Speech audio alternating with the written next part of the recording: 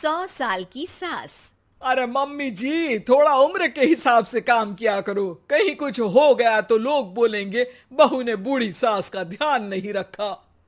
बहू, तुम भी थोड़ा कम और धीरे बोला करो।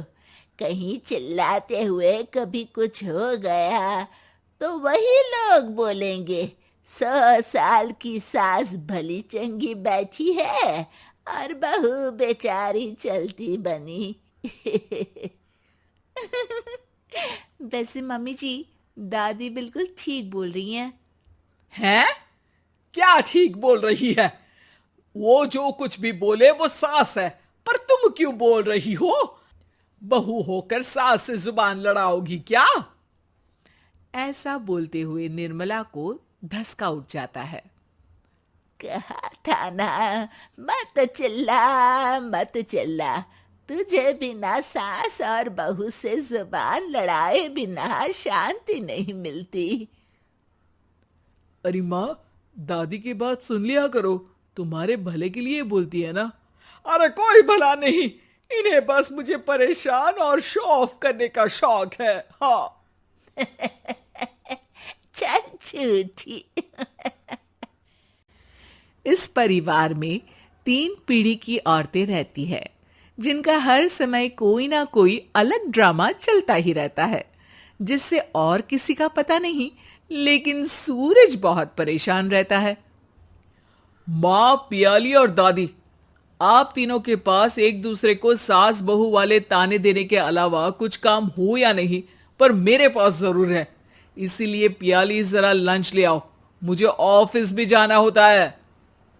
इस पर पियाली सूरज को लंच देती है और वो ऑफिस चला जाता है, जिसके बाद तीनों एक बार फिर अपनी बातों या कह लो कि नोक-झोंक में लग जाती हैं।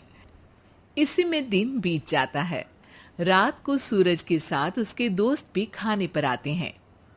पियाली, मेरे कुछ दोस्त आए हैं। सॉरी, अचानक प्लान बना तो बता नहीं पाया।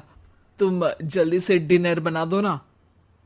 अरे वाह रे आलसी माँ की आलसी बेटी, पहले बिना बताए दोस्तों को घर ले आओ, फिर बोलो जल्दी से डिनर बना दो। इतनी जल्दी है तो खुद बना लो। अरे माता, सब बाद में दिखा देना, अभी खाना बना दो ना प्लीज। ऐसा बोल के सूरज दोस्तों के पास जाकर बैठ जाता है और पियाली डिनर की टेंशन में अपनी सास के पास पहुंच जाती है, जो अपने कमरे में आराम कर रही होती है। मम्मी, सूरज अचानक दोस्तों को घर ले आए हैं, क्या करूं अब? कुछ ऐसा बताओ ना जो जल्दी बन जाए और सर्व करते हुए भी अच्छा लगे। अरे रेस्टोरेंट से मंगा ले, दोबारा परेशान मत करना, सोने दे मुझे। इतने में दादी सास भी वहां आ जाती है। वाह, आलसी का आइडिया भी उसी की तरह बेकार है। कोरोना में बाहर से खाना मंगाएंगे। बहू, तुम सो ही जाओ, वही काम अच्छे से कर सकती हो। चल पियाली, मैं बताती हूँ क्या करना है। इस पर दादी सास पियाली के साथ मिलकर सारे मेहमानों के लिए खाना बनाती है, जिससे उन्हें ज्यादा मेहनत भी नहीं करनी पड़ती और सबका पेट भी भर जाता है। दादी के इस आइडिया से पियाली और सूरज बहुत इम्प्रेस हो जाते हैं। दादी, क्या यही खाना आपकी इस उम्र में इतना एक्टिव रहने और एंडलेस लाइफ का राज है? वैसे दादी ने आज तक राज किसी को बताया नहीं। इन्होंने ससुर जी तक को नहीं बताया, तभी तो वो ऊपर पहुंच गए और ये अभी तक यही है। तेरी सास मेरे ऊपर पहुंचने का ही इंतजार कर रही है, पर इस आलसी का ये सपना पूरा नहीं होने वाला। क्यों जी, अमर होने का वरदान लेकर आई हो क्या? अमर का पता नहीं, पर लगता है तुझसे लंबा जरूर जी लूंगी। इससे पहले कि दोनों सास बहू में कोई बहस शुरू होती, पियाली बीच में बोल पड़ती है। ठीक है, आप दोनों लड़ क्यों रही हैं? हम तो चाहते हैं कि आप दोनों हमारे साथ हमेशा रहें। पियाली की बातों पर दोनों शांत हो जाते हैं और उनकी लाइफ पहले जैसे चलने लगती है, जहां दादी सुबह जल्दी उठकर कुछ न कुछ काम करते हुए पूरा दिन बिताती है, तो वहीं निर्मला और पियाली लेट उठने से लेकर धीरे धीरे आलस में काम करना और जब मर्जी सो जाने से अपना दिन बिताती हैं। एक दिन निर्मला की सहेली उनके घर आती है। अरे क्यों रे निर्मला, कैसे चल रही है जिंदगी? सब बढ़िया, बस ये बुढ़िया ऊपर जाए तो ज्यादा अच्छा होगा। अरे ऐसा क्यों बोलती हो? तुम्हें तो उनसे सीखना चाहिए, वो बहुत फुर्तीली हैं। मैं उन्हें रोज मॉर्निंग वॉक करते हुए देखती हूँ, और वहीं तुम और तुम्हारी बहू हैं जिन्होंने शायद सुबह का सूरज आज तक देखा ही नहीं होगा।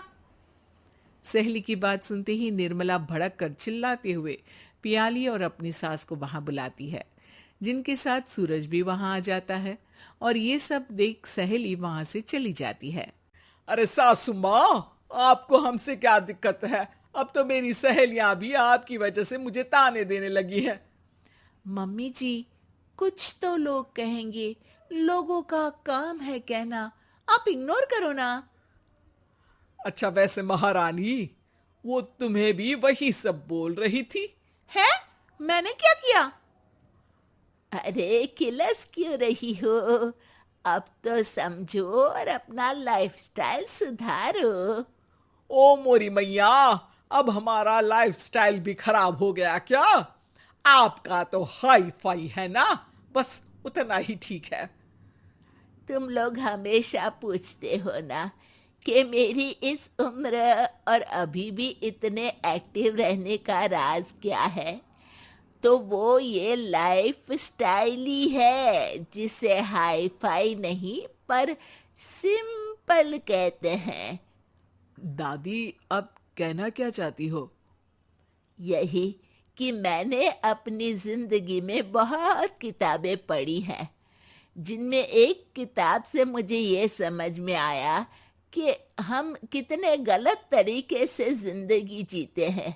उसी के बाद मैंने एक अच्छे जीवन के लिए इकिगाई रूल अपनाया, जिसका मकसद तो सिर्फ अच्छा जीवन जीना था।